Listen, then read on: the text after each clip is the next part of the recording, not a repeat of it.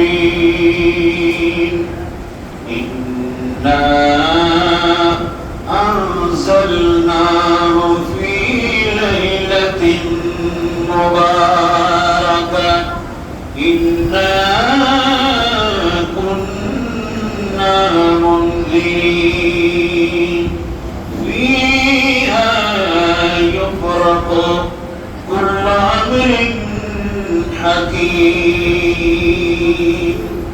صدق الله المولى العظيم وصدق رسوله النبي الحبيب الكريم ونحن على ذلك من الشاهدين والشاكرين والحمد لله رب العالمين ربي صل وسلم وبارك عليه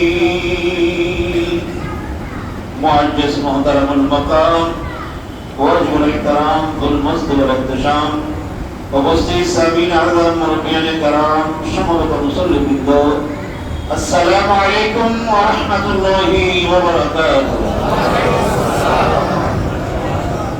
রব্বুল আলামিনের দরবারে লাখ কোটি শুকর জ্ঞাপন করি যিনি আমাদেরকে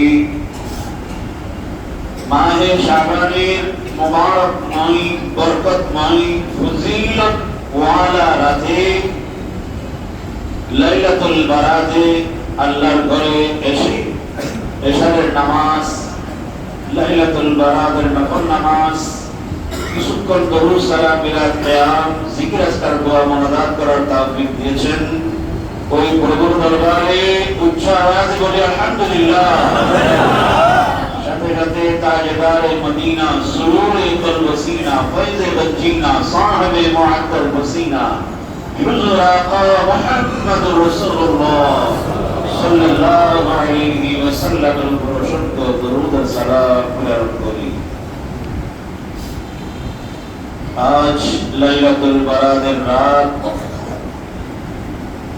যে রাতের জন্য আমরা অধীর আগ্রহে থাকি যে রাত আমরা ইবাদতে কাটিয়ে দিই যে রাতে আমরা নফল নামাজ পড়ি দরুদ শরীফ পড়ি মিলাদ শরীফ পড়ি জিকির আজকার করি যে রাতকে উপলক্ষ করে আমরা মুরব্বিদের ইসালে সাহাবের জন্য মিষ্টান্নের ব্যবস্থা করি হালুয়ার ব্যবস্থা করি রুটির ব্যবস্থা করি ফাতিহার ব্যবস্থা করি এই সব কাজগুলা ভালো সব কাজ নাকি খারাপ গুনাহের কিছু আছে অনুশীলনিক কিছু আছে কিয়ামত আসার আগে আগে এই রাতগুলা হারিয়ে যাবে কিয়ামত আসার আগে আগে শুধু ফরজ নামাজ ছাড়া সব বাদ দিয়ে দিবে এটার লক্ষণ এখন দেখা যাচ্ছে কিনা শুধু ফরজ ফরজ ছাড়া কোনো কিছু দরকার নাই আজকে অনেক গরু জবাই করা হয়েছে শুধু মাংস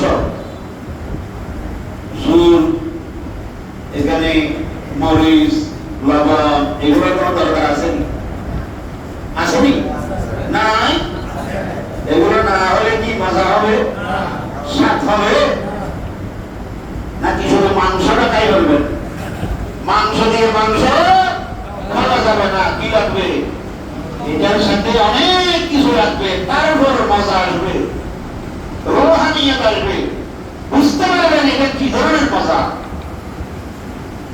ফরজ নামাজ সারি রাকাত পড়ে চলে গেলেন ইবাদতের মজা আসবে কি সেই অধীর আগ্রহ নিয়ে আপনারা বসে আছেন লাইলাতুল বারাত আসবে মন ভরে দিল ভরে আল্লাহকে রাখবো কাকে রাখবো আল্লাহকে রাখবো যখন এই জায়গায় এমন কোন হুজুর আসে যে বলবে যে কোরআন শরীফেও নাই হাদিস শরীফেও নাই কোনো কিতাবে নাই রাসূল করে নাই সাহাবী করে নাই তাবী করে নাই তাবী করে নাই আপনারা বলবেন না আমরা মানুষ হুজুর আপনি ভালো বুঝেন আপনি যা বলেন অনেক মসজিদে এরকম মুসল্লিদেরকে টেনে টেনে বাইর করে দেয় আসে না নাই বলে বলে নাই নাই নাই নাই চলে যান আসে কি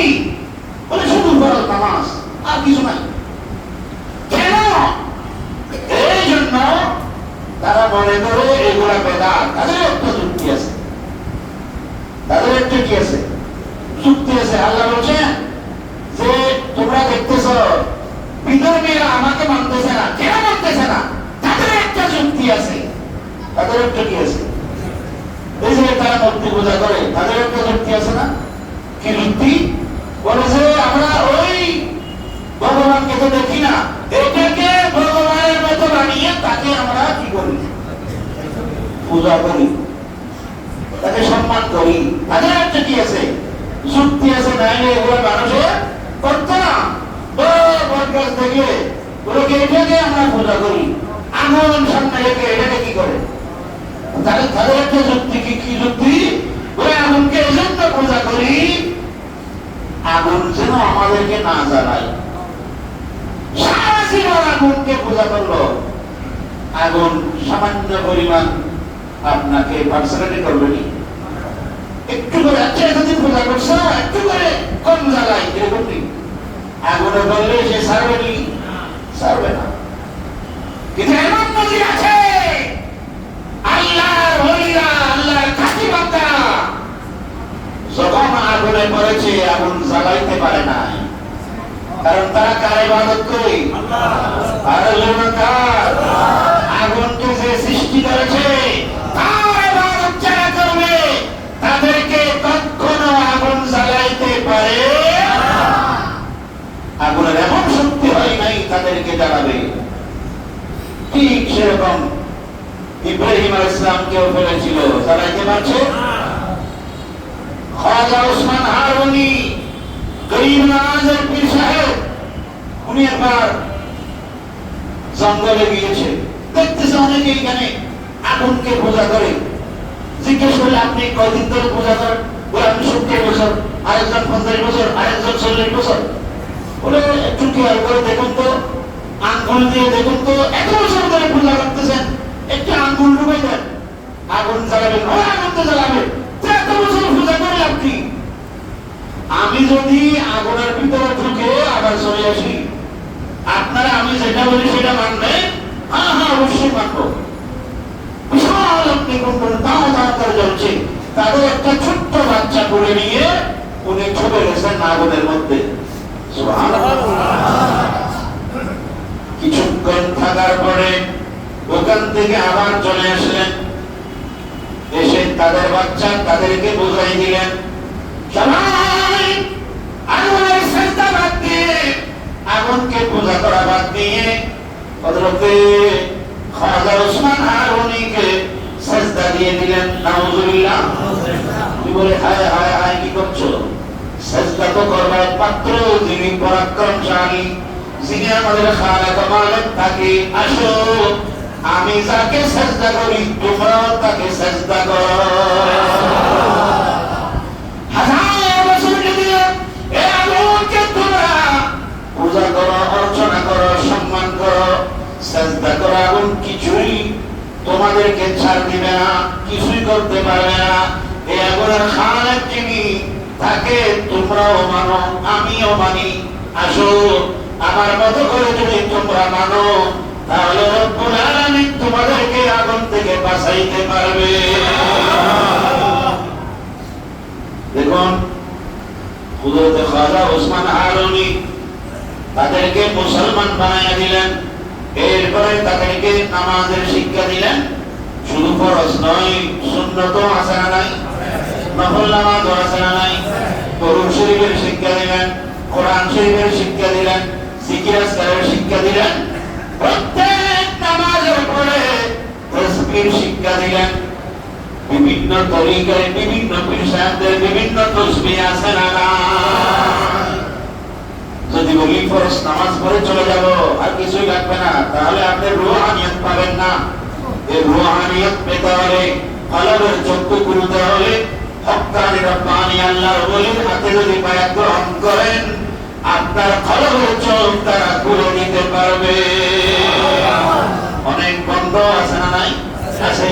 বন্ধর কাছে না গিয়ে হক্কানি রব্বানি আল্লাহর ওলির কাছে যদি আপনি যান, আপনাকে নামাজের পরে তাসবিহ দিবেন, ওই তাসবিহ যদি ঠিক মতো আদায় করেন, দেখবেন আপনার কলবের চক্ষু খুলে গেছে, রূহানিয়ত এসে গেছে, ইবাদতের মধ্যে মজা এসে গেছে।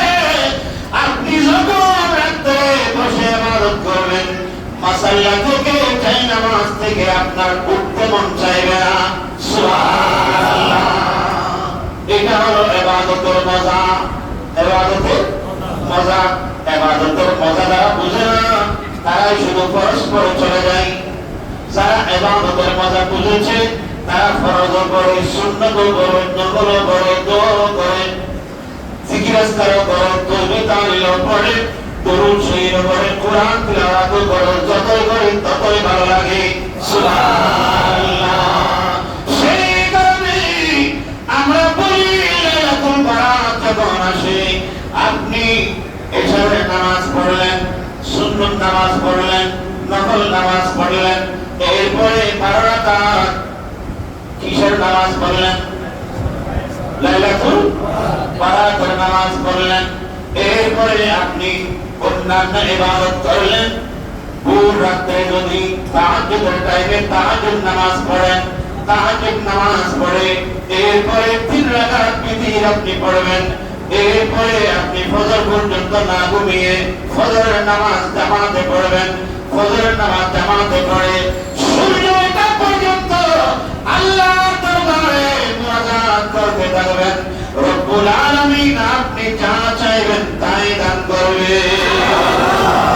সেটাই বলেছে আমার নবী রাসূল করিম সাল্লাল্লাহু তাআলা আলাইহি ওয়াসাল্লাম, সেটাই ইরশাদ করেছেন তিরমিজি শরীফের মধ্যে প্রথম খণ্ড 92 পৃষ্ঠার মধ্যে আছে, আন আলী রাদিয়াল্লাহু তাআলা আনহু আনিন নবী সাল্লাল্লাহু আলাইহি ওয়াসাল্লাম, ইযা কানা লাইলাতুন নিসফি মিন শাবান ফাকুমু লায়ালিহা ওয়াসুমু নাহারাহা ফাইন্নাল্লাহা ইয়ানজিলু ফিহা লিগুরুবিশ শামসি ইলা সামাই দুনিয়া ফায়াকুলু আলা মিন মুস্তাগফিরিন ফাগফির লাহু আলা মিন মুস্তারজিকিন ফারযুকহু আলা মিন মুবতালিন ফাওয়াফি আলা কাযা হাত্তা ইয়াতলা'ল ফজর। রাসূল করিম সাল্লাল্লাহু আলাইহি ওয়াসাল্লামের হাদিস আলী রাদিয়াল্লাহু তাআলা বর্ণনা করেন, হযরত আলী আমার নবীর অত্যন্ত প্রিয় চাচাতো ভাই, মেয়ের জামাই। সুবহানাল্লাহ বলুন। মা ফাতেমার স্বামী আমার নবীকে বেশি ভালোবাসতেন, সব সময় পাশে থাকতেন। কি কি ইরশাদ করেছেন সব হযরত আলী রাদিয়াল্লাহু তাআলা শুনেছেন, কিন্তু হাদিস বেশি বর্ণনা করতেন না, যদি জের জবর বেশকম হয়ে যায়। সেই কারণে বেছে বেছে যেটা অত্যধিক মনে আছে এরকম হাদিস বর্ণনা করতেন। হযরত আলী নিজে বিবরণ দিচ্ছেন, এটা তিরমিজি শরীফের প্রথম খণ্ড 92 পৃষ্ঠার মধ্যে আছে। বাংলাদেশের মধ্যে বা পৃথিবীর মধ্যে শবে বরাতকে যারা অস্বীকার করে তাদের একটি দল হলো আহলে হাদিস। কি নাম বললাম? আহলে হাদিস। তাদেরকে সালাফিও বলা হয়। তারা নিজেরা নিজেকে কি বলে? সালাফিও বলে, আবার বলে আহলে হাদিস। শুধু হাদিস মানে কি? মানে হাদিস মতে আমল করে। সেজন্য বলে আমরা কোনো মুকাল্লিদ মানি না, কারো অনুসরণ করব না, অনুসরণ করব হাদিসের। কথাটা ভালো না খারাপ? বেশি ভালো কথা। সেজন্য ভাইরা যারা মোবাইল দেখে এই ভালো কথাগুলো শুনে শুনে, ভালো কথাগুলো শুনে শুনে তারা বলে শবে বরাত নাই, জিকির আজকার নাই, দোয়া দরুদ নাই, মুদ্দুদ ইব্রাহিম ছাড়া কোনো দরুদ নাই, নামাজের মধ্যে ফরজ ছাড়া অন্য উলামা পড়লেও চলবে নাই নাই নাই। শুধু তাদের মুখে শুনবেন, ঠিক না? এই শবে বরাত নাই বলে যে এদের ইমাম আছে না নাই? নাম হলো আলবানী। নাম কি? উনি একটা কিতাব লিখেছেন সহিহ হাদিস বলে। ওই কিতাবে এই হাদিস রিওয়ায়াত করেছেন সহিহ সনদে। সুবহানাল্লাহ বলুন না। সহিহ সনদে যে হাদিস এখন বলেছি শবে বরাতের, এটা উনি ওনার কিতাবে উল্লেখ করেছেন। এখন তার অনুসারে অনেক আছে না নাই? বলে এটা উনি ভুলে উল্লেখ করে ফেলেছে, আসলে সহিহ নয়। ওই ইমান না মানতে না মানতে তাদের ইমাম তারা মানে না।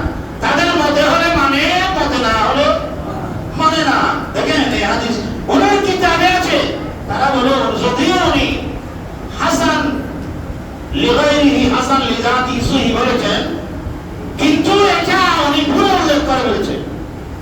উল্লেখ করবেন যে এটা বাদ দিয়ে দাও না কিতাব থেকে, বলে না আমি তো উল্লেখ করে ফেলেছে, এটা তো পুরো বিশ্ব চলে গেছে কিতাব, ওটা থেকে বাদ দিব।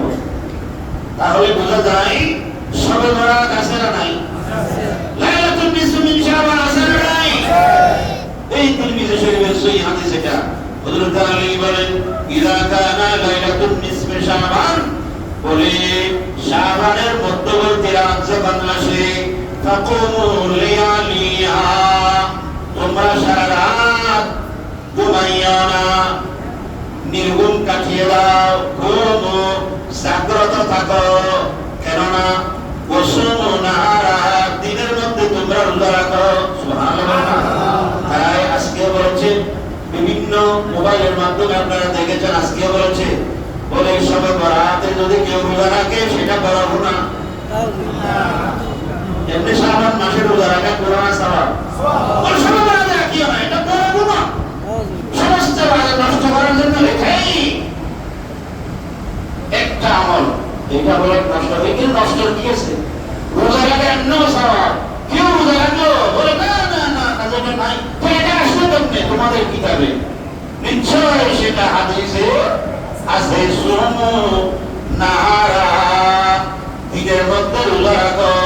ফাইনাল্লাহ, নিশ্চয় আল্লাহ রাব্বুল আলামিন ইয়ানজিলু ফিহা লিগুরুবিশ শামসি, রব্বুল আলামিন সূর্য ডুবে যাওয়ার সাথে সাথে ইয়ানজিলু, আল্লাহ রাব্বুল আলামিন চলে আসে কোথায়? ইলা সামাই দুনিয়া, দুনিয়ার নিকটবর্তী আসমানের মধ্যে।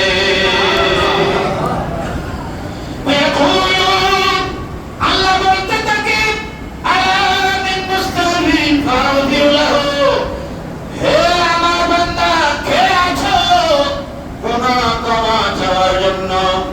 আলামিন মুস্তাগফিরিন ফাগফির লাহু, তার গুনাহ আমি আল্লাহ ক্ষমা করে দিব। বলছেন কে? কে বলছে? আলামিন মুস্তারজিকিন ফারজুকুহু, কে আছো আমার কাছে রিজিক চাওয়ার মতো? ফারজুকুহু, আমি আল্লাহ তোমাদেরকে রিজিক দান করব। আলামিন মুবতালিন ফামুআফি, বিপদে পড়েছো, মুসিবতে পড়েছো, সংকটে পড়েছো, কে আছো?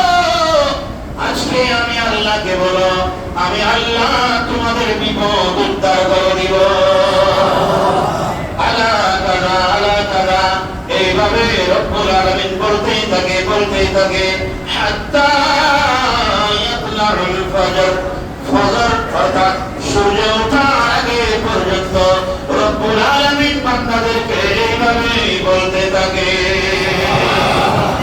কোন মধুর শরাব দিলে আল-আরবি সাকিন, শায়ালাম দিওয়ানা যে রঙিন হলো আঁখি। কোন মধুর শরাব দিলে আল-আরবি সাকিন, শায়ালাম দিওয়ানা যে রঙিন হলো আঁখি। বসে তোমার মাহফিল দোল মক্কা মদিনাতে, আল কোরআনের গাইলে গজল, আল হাদিসের গাইলে গজল, শবে বরাত রাতে।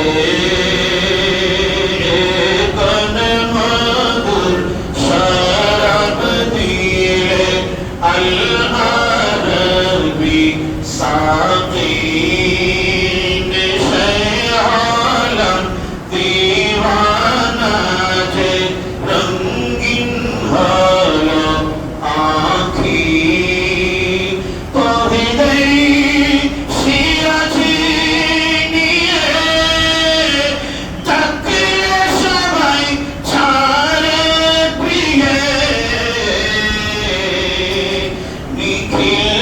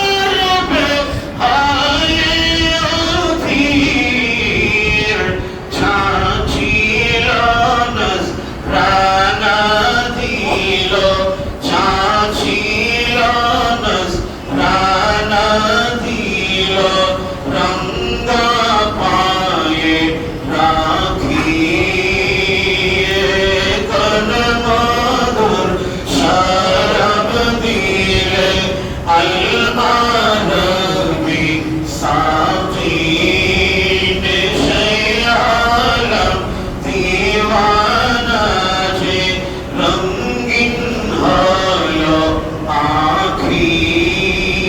এটা লিখেছেন কবি নজরুল। কে লিখেছেন? নজরুল আমার নবীর আশিক ছিলেন। সুবহানাল্লাহ। আমার নবীর কি ছিলেন? আশিক ছিলেন। ইনি বুঝেছেন লাইলাতুল বারাত এটা কি, লাইলাতুল কদর এটা কি। দয়াল নবীজি এটা কি জিনিস বুঝেছে, ঠিক কি না? লেখাপড়া কম না বেশি? কম। লেখাপড়া কম হলে বোঝা বেশি। অনেকে আছে, সবাই না, অনেকে আছে লেখাপড়া বেশি করে আল্লাহকে বলে দেয়, আল্লাহকে খুঁজে পাই না, ঠিক কিনা? ঠিক সেরকম অনেকে লেখাপড়া করে আল্লাহকে পাই কিন্তু নবীকে পাই না। ওরা কিন্তু আমাদের মতো সাধারণ, ঠিক কিনা? আর কবি নজরুল ইনি দয়াল নবীজিকে চিনেছেন। সুবহানাল্লাহ। সেজন্য দয়াল নবীর শানে কত সুন্দর সুন্দর গজল উনি রচনা করেছে, ঠিক কিনা? সেই কবি নজরুল এই লাইলাতুল বারাতের এই শানটা, এই গজলটা, এই কবিতাটা লিখেছেন। কত সুন্দর না? আরো জোরে সুন্দর কিনা? এখনো পর্যন্ত মানুষের অন্তর কাটে, দিল কাটে, দিল ছাড়ে সেগুলো করলে। বলতে চেয়েছিলাম লাইলাতুল বারাতের কথা হাদিসে আছে না নাই? কোরআনেও আছে। সূরা বুখারী ফিহা ইউফরাকু কুল্লু আমরিন হাকিম।